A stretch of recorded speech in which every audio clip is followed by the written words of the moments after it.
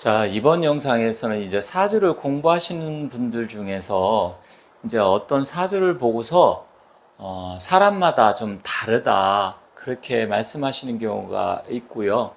또 저 역시도 이 어떤 사주를 봤을 때 이렇게 물어볼 때가 있어요. 혹시 다른 데서 사주를 보신 적 있어요? 물어보는 이유가 이제 다른 데서 말씀하시는 거하고 제가 상담할 때 또 제가 드리는 말씀하고 좀 다를 수 있기 때문에 물어보는데, 일단 이 사주라는 것은 보는 사람에 따라서 약간 다르게 볼 수가 있습니다. 그게 왜 그러냐면 우리가 이론적으로 배운 이제 사주의 기초가 있고 또 어느 정도 경험이 쌓이고 또 실전 경험을 하다 보면 이제 검증을 하다 보면 이론하고 좀 다른 부분들이 있어요.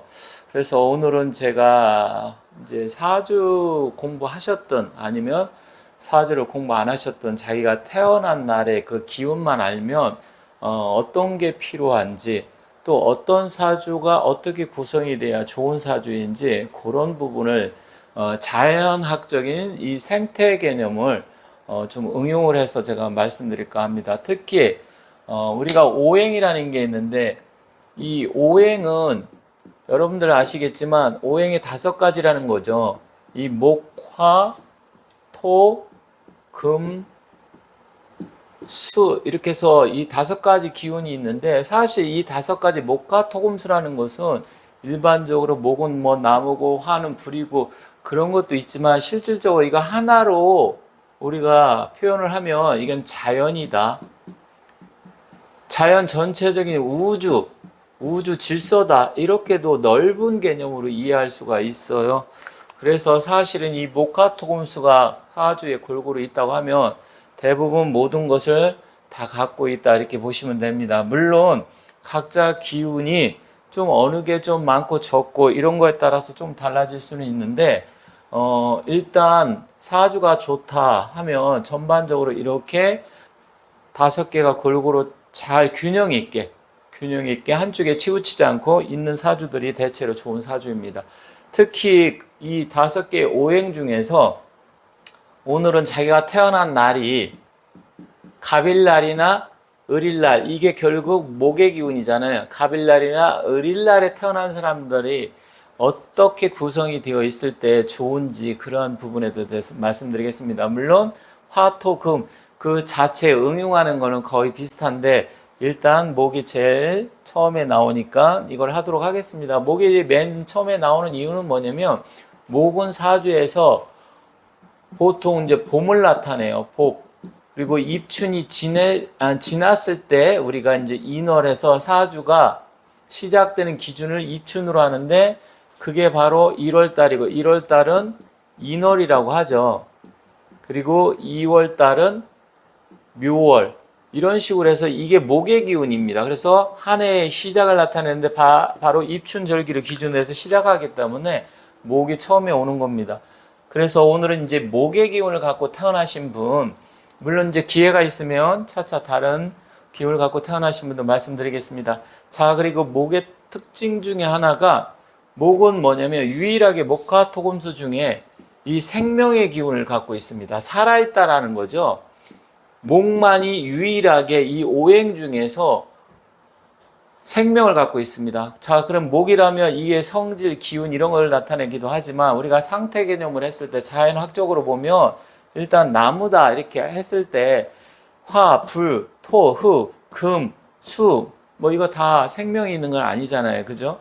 원칙적으로 생명의 기운을 갖고 있는 거는 목이고, 또 목의 특징은 한 해를 시작하기 때문에 시작에 의미가 있습니다. 그런데 이 갑이나 을목의 기운을 갖고 태어난 날이, 갑이나 을목의 기운을 갖고 태어난 사람들이 무엇이 필요할까요? 일반적으로 이제 사주를 깊이 있게 공부하다 보면 조우적인 측면이라든지 음양의 조화라든지 오행의 생극자라든지 뭐 여러 가지 보는 것들이 있는데 특히 갑과 을은 생명이 있다고 판단을 했을 때 갖춰야 될, 그러니까 구비가 돼야 될 오행이 있어요. 그러면 여러분들께서 내가 목의 기운을 갖고 태어났는데 이러이런 게 좀 부족하구나, 그렇게 좀 이해가 가실 겁니다. 물론 사주를 전문적으로 공부하신 분들이나 아니면 지금 배우고 계신 분들, 어느 정도 이해를 하시는 분들은 쉽게 이게 무슨 말인지 알 수가 있지만, 사주를 전혀 모르시는 분도 제 영상을 볼 수가 있기 때문에 일단은 제가 가급적이면 좀 쉽게 말씀드리겠습니다. 자, 태어난 날이라는 것은 생일을 나타내는 건데, 사주는 뭐 여러분들이 아시다시피 여는 띠를 나타내는 거고요.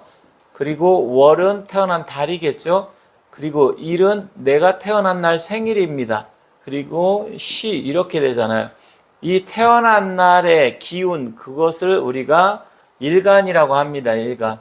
사주에서는 일간. 그래서 이 일간이 간목이냐 을목이냐 뭐 병화냐 정화냐에 따라서 사주 자체가 이제 그걸 기준으로 해서 달라지는데, 일단 이 일간이 갑이나 을, 일단은 제가 오늘 간목하고 을목하고 또 차이점은 있는데 그것까지 구분하지는 않겠습니다. 큰 틀에서 일단 말씀드리는 건데, 그냥 목이다 이렇게 생각하고 했을 때 태어난 날이 갑일날이든 을일날이든 어떠한 기운이 필요할지 말씀드리겠습니다. 자, 첫 번째로 이 나무라고 우리가 생각을 했을 때 나무의 입장에서 가장 필요한 게 무엇일까요? 상식적으로 생각을 하면 나무라는 것은 자기가 뿌리를 내릴 수 있는 텃밭이 필요하겠죠. 즉 가장 필요한 것 중에 하나가 토의 기운입니다. 그럼 토라는 것은 사주에 천간은 무기가 있고 지지는 진술충미가 있는데, 어쨌든 이런 걸 떠나서 기본적으로 토가 있어야 됩니다.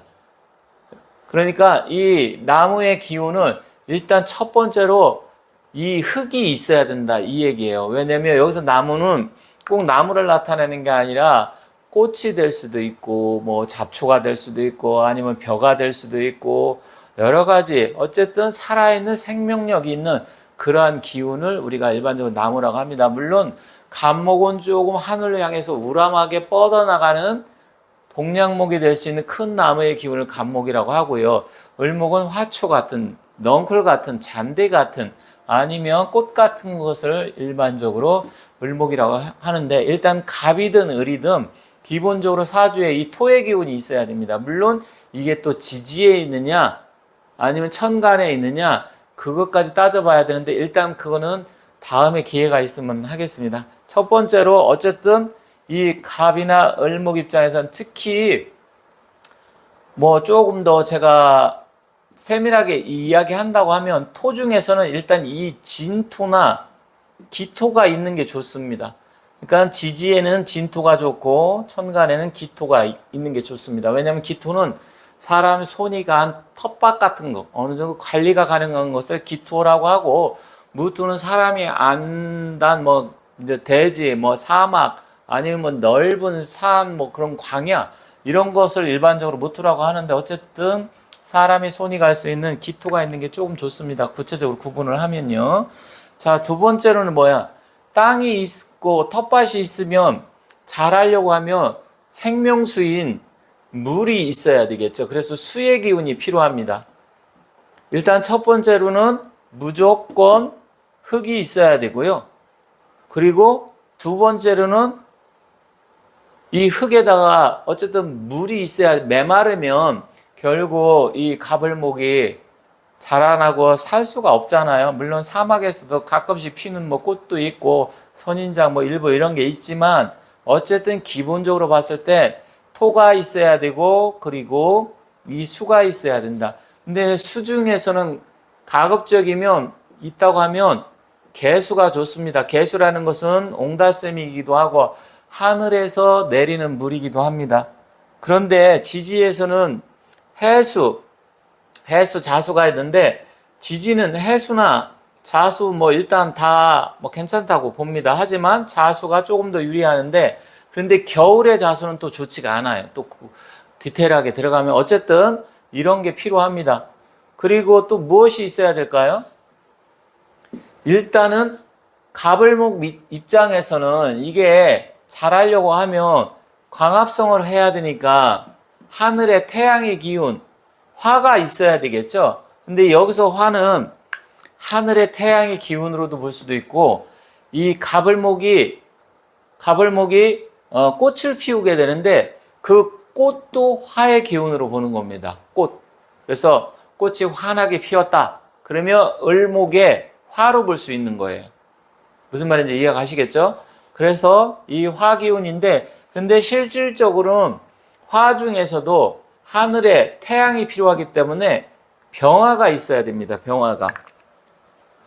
물론 정화는 안 됩니까? 뭐 아주 안 된다고 보기는 어렵지만 일단 이 병화가 있어야 돼요. 병화가.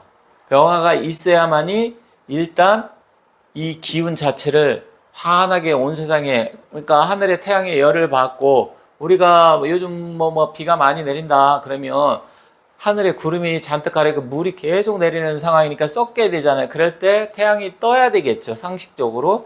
그래서 이 병화, 정화보다는, 정화는 밤하늘의 달이나 별 이런 것으로 볼 수도 있고, 모닥불, 조명 이런 거, 등불 이런 것으로도 볼 수가 있기 때문에, 물론 비닐하우스에 밤에 이렇게 등불로 해서도 한다고, 인공 태양처럼 할 수도 있지만, 어찌됐건 기본적으로 병화가 더 낫다.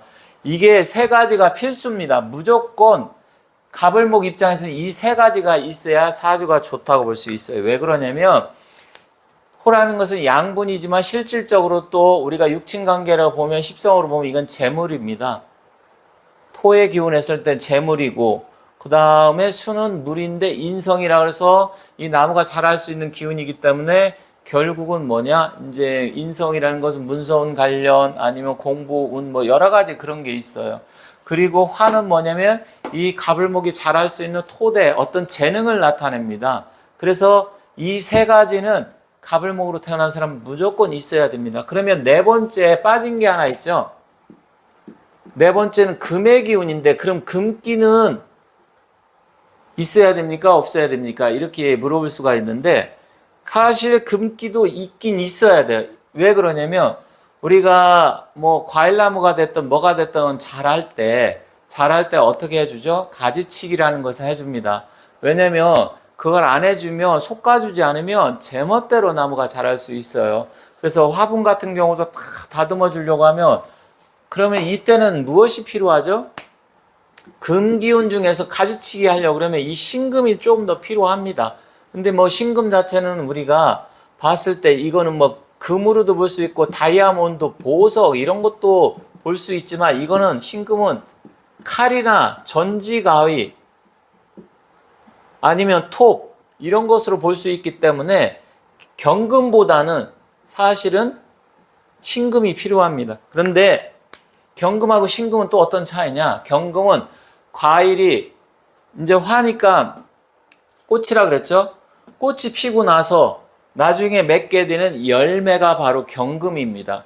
그 경금 열매 속에 있는 씨앗이 신금이에요. 그래서 사실은 경금과 신금이 같이 가는데, 일단은 자랄 때는 신금이 필요하고, 다 자라서는 경금이 열린다 이렇게 보시면 됩니다. 그러면 결국 금도 필요하겠죠. 그러면 사람들이 생각했을 때 다 필요하네요.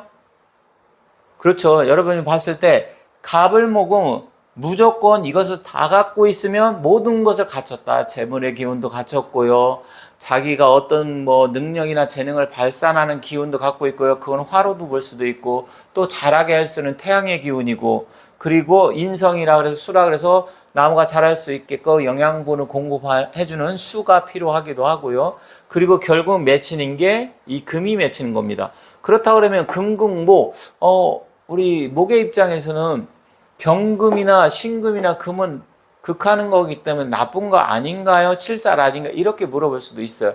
약간의 그런 기운이 있지만 이 금의 기운이 너무 강해버리면 문제가 되는데, 한 개 정도는 있어야 된다 이야기입니다. 한 개 정도. 너무 많으면 안 돼요. 이제 그때는 이 목이 다치기 때문에, 특히 을목 같은 경우 신금이 두세 개 있어 버리면 을목 꽃이 피기도 전에, 열매 맺히기도 전에 잘라버릴 수 있잖아요. 그래서 그때는 한 개 정도가 좋습니다. 그리고 토 같은 경우는 한 두 개 정도가 있으면 좋고, 하나 있어도 됩니다. 수도 하나 정도는 있어야 돼, 무조건. 물론 세 개, 네 개가 다 이렇게 해갖고 한쪽으로 기운이 치우쳐지면 또 안 됩니다. 제가 말씀드리는 것은 이 갑을목이 한 두세 개 있으면서 이런 게 한두 개씩 있다 그러면 아주 좋은 사주가 됩니다. 특히 갑을목에 태어난 사람. 그리고 제가 이 글자 중에서도 토라 그래서 술토라든지 아니면 미토라든지 축토가 필요한 게 아니에요. 가장 좋은 건 진토입니다. 그리고 기토. 그래서 제가 또 이렇게 말씀드렸잖아요. 이런 쪽으로 해서 사주가 만약에 갑을목에 태어난 사람이 갖췄다. 그 사람은 아주 좋은 사주입니다. 특히 봄이나 여름에 태어났을 땐 더 좋아요. 왜 그러냐? 봄에서부터 해서 새싹이 돋아나고 여름에는 굉장히 왕성해지잖아요. 그럼 물론 이제 가을에 가면 이제 이 과일이 맺히긴 하지만 기운이 목기가 서서히 쓰러져 가고 겨울에 가면 이제 휴식기를 취하기 때문에 땅이 얼어버리기 때문에 결국은 갑을목은 봄과 여름에 태어난 거. 물론 이제 이게 강했을 때는 가을까지 또 괜찮긴 합니다. 그건 이제 사주를 이제 구체적으로 봐야 되지만 기본적으로 이렇게 갖췄을 때 이것을 이제 오행 구축격, 주류 상생격이라고도 하는데 결국 목화토금수가 다 갖췄다는 이야기입니다. 그죠? 열매도 있고 텃밭도 있고 또 계속해서 나무가 자랄 수 있는 수분을 공급해주고 그리고 하늘에 태양이 뜨다 보니까 결국 과일이든 뭐든 태양을 받아야 맛있잖아요. 그래서 이런 식으로 갖췄을 때 이 목의 기운을 갖고 갑을목에 태어난 사람, 물론 갑목과 을목은 약간 차이점이 있습니다. 하지만 그것까지 또 디테일하게 보려면 전체적인 사주를 봐야 되지만 큰 틀에서 이렇게 갖춘 사주면 굉장히 좋은 사주다 이렇게 볼 수 있습니다. 그래서 여러분들께서 이 목화토금수 오행은 자연 생태 개념으로 우리가 이제 또 다른 말 물상론이라고 하는데 이런 식으로 이해를 해야 됩니다. 그래서 똑같은 오행이라고 하더라도 필요한 기운이 조금씩 다르다. 다음 시간에는 화, 토, 금 뭐 이렇게 해서 이것도 또한 제가 말씀드릴 기회가 있으면 하겠습니다만 일단 오늘은 이 오행 중에서 가장 생명력을 갖고 있는 목의 기운, 갑을목에 대해서 특히 뭐 지지가 아니고 태어난 날이 갑을목인 이 사주에 대해서 어떤 사주가 좋고 어떻게 구성이 되어야 정말 인생이 편안하고 좋은 팔자인지 한번 말씀드렸습니다. 일단 이런 이야기를 다른 영상에서도 혹시 뭐 보셨을지 모르겠지만 제가 오늘은 좀 가급적으로 어떠한 기운이 필요한지 좀 쉽게 말씀드리려고 했는데 어떻게 이해가 잘 되셨는지 모르겠습니다. 자, 지금까지 시청해 주셔서 감사합니다.